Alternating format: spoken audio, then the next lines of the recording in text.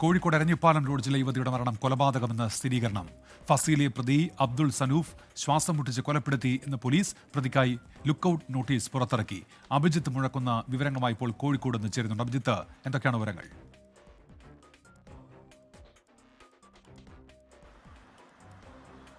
ഉന്മേഷ്, മലപ്പുറം വെട്ടത്തൂർ സ്വദേശി ഫസീലയെ ഇന്നലെ ഉച്ചയോടെയാണ് എരഞ്ഞിപ്പാലത്തുള്ള ലോഡ്ജിൽ മരിച്ച നിലയിൽ കണ്ടെത്തിയത്. ഇപ്പോൾ അല്പസമയം മുൻപാണ് ഫസീലയുടെ പോസ്റ്റ്മോർട്ടം പൂർത്തിയായത്. ഈ പോസ്റ്റ്മോർട്ടം റിപ്പോർട്ടിലെ പ്രാഥമിക വിവരങ്ങൾ പുറത്തു വരുമ്പോൾ ഫസീലയുടേത് കൊലപാതകം എന്നുള്ളതാണ് പോലീസിന്റെ സ്ഥിരീകരണം. ഫസീലയെ ശ്വാസം മുട്ടിച്ച് കൊലപ്പെടുത്തി എന്നുള്ളതാണ് പോസ്റ്റ്മോർട്ടം റിപ്പോർട്ടിലെ വിവരങ്ങൾ.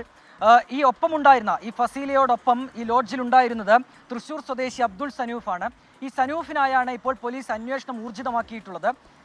നിലവിലെ വിവരമനുസരിച്ച് ഇയാൾ തന്നെയാണ് ഈ കൊലപാതകം നടത്തിയത് എന്നുള്ളതാണ് പോലീസിന്റെ വിവരം. അതിനാൽ തന്നെ അയാൾക്കായുള്ള അന്വേഷണം പോലീസ് ഊർജിതമാക്കിയിട്ടുണ്ട്. ഇയാൾക്കായി ലുക്കൌട്ട് നോട്ടീസും പുറത്തിറക്കിയിട്ടുണ്ട്. ഈ മാസം 24-നാണ് ഇരുവരും ഈ എരഞ്ഞിപ്പാലത്തെ ലോഡ്ജിൽ മുറിയെടുക്കുന്നത്. തുടർന്ന് ഇന്നലെ ഉച്ചയോടുകൂടി ഈ യുവതിയുടെ മൃതദേഹം അവിടെ കാണപ്പെടുകയായിരുന്നു. ഇയാളെ അവിടെ ലോഡ്ജിൽ കാണാനുമില്ലായിരുന്നു. ഇതാണ് ഈ ദുരൂഹതകളിലേക്കൊക്കെ നയിച്ചത്.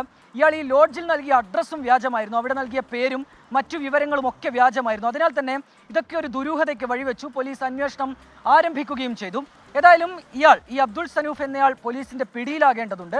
അയാൾ പിടിയിലായി കഴിഞ്ഞാൽ മാത്രമേ എന്താണ് മറ്റു വിവരങ്ങൾ, എങ്ങനെയാണ് ഈ യുവതിയെ കൊലപ്പെടുത്തിയത്, ആരൊക്കെയാണ് ഇതിന് സഹായിച്ചത്, ആരാണ് ഈ കൊലപാതകം നടത്തിയത് എന്നൊക്കെയുള്ള കാര്യങ്ങൾ പുറത്തു വരികയുള്ളൂ. അഭിജിത്ത് മുഴക്കുന്നാണ് വിവരങ്ങൾ നൽകിയത് കോഴിക്കോട്.